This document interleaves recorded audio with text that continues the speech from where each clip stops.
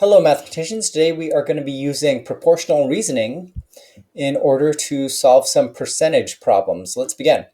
So proportional reasoning can be used to solve problems involving percentages. Now, proportions, remember, are just two fractions or two ratios set equal to each other. Now, proportions can help us find missing information.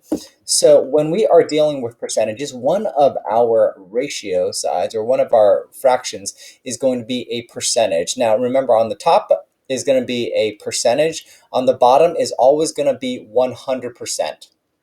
So 100% is all of something. We call that a whole. And the smaller percentage, whether it be 1%, 2%, 50%, we call that part of the whole. So part of the whole being 100, part of it being whatever number happens to be there. Another way we can look at it is number is and of number. Number is of. So is over of. This will make a little bit more sense when we go over some examples. Let's go ahead and look at some. Example 1. 21 is what percent of 35? So I'm going to set up my proportions. Remember, 100% always goes on the bottom. This should also be some other kind of percent. So 21 is what percent? So the way I like to think of it is we go from left to right, and then once we go to the right, we go back down to the next, kind of like when you're reading, you go left to right and then you go down. So 21 is what percent of 35? I'm going to start off with 21. This percentage sign or this equal sign can represent is. 21 is what percent? And so I'm going to use my mystery number, my variable, x. 21 is what percent of 35? And we have this 100% down there, and it's always going to be there. So when I do this, I'm going to do cross products. So cross products, I'm going to multiply 35 with x. So 35 gets multiplied with x, and 21 gets multiplied with 100. Now 35 times x is 35x. 21 times 100, let's simplify further, is 2,100.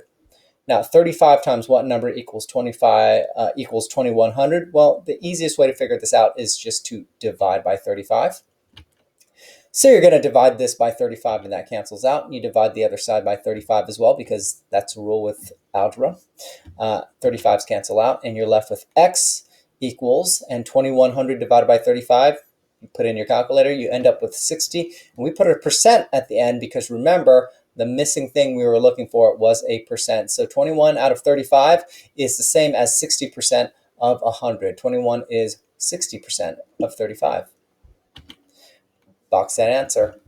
What is 12% of 175? Well, let's set up our proportion. Remember, when we're dealing with percentages, the 100% is going to go down in the bottom corner. What is 12% of 175? So what, oh, that's our missing number. What is 12% of 175? Again, we're going to do cross products. So x times 100 is 100x. 175 times 12 is going to be whatever that is. I'm going to put that in my calculator. So 100x is still 100x. 175 times 12 is actually 2,100. Now, the easiest way to solve 100 times what equals 2,100? You guys are probably thinking, oh, well, 100 times 21. You are correct. You can also solve this by just dividing by 100. You're going to divide both sides by 100. You're left with x equals 21. And yes, 21 of 175 is the same as, 21 is 12% of 175. Let's look at the next example. 9 is 45% of what number? So set up the proportion. Again, start off with that 100% down in the right corner. 9 is 45%. Remember, both percentages go on top, stay with each other. 9 is 45% of what number? Oh, what? Well, that's our mystery number. So let's do cross products.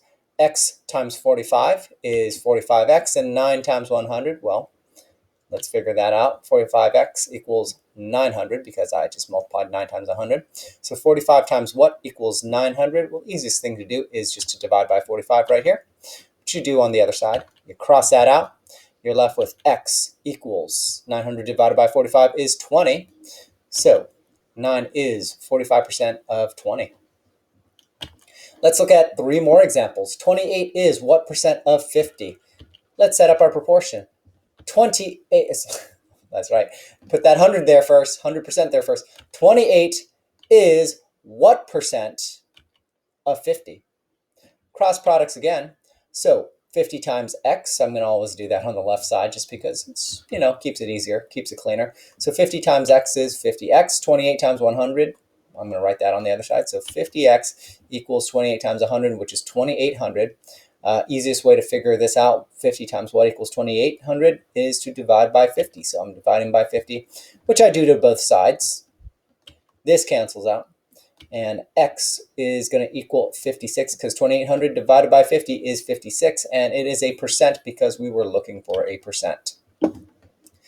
Example 4, let's set up our proportion. What is 90% of 130? Well, we start off by putting our 100% down there. What is 90% of 130? X equals 90% of 130. Let's do our cross products. X times 100 is 100x. 130 times 90 is going to go on the other side of the equal sign. So let's simplify. 100x is still 100x. 130 times 90 is 11,700. What's the easiest way to figure this out? Well, you can cross off the zeros or just divide by 100. Divide by 100 because it's being multiplied with x, and you're going to divide this by 100 as well. Cross that out. You're left with x equals 117. So 117 is 90% of 130. Finally, last example. 91 is 70% of what number? Let's set up our proportion. Put that 100% down there.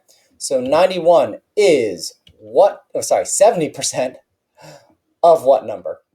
Cross products again. X times 70 goes on one side. 91 times 100 goes on the other side.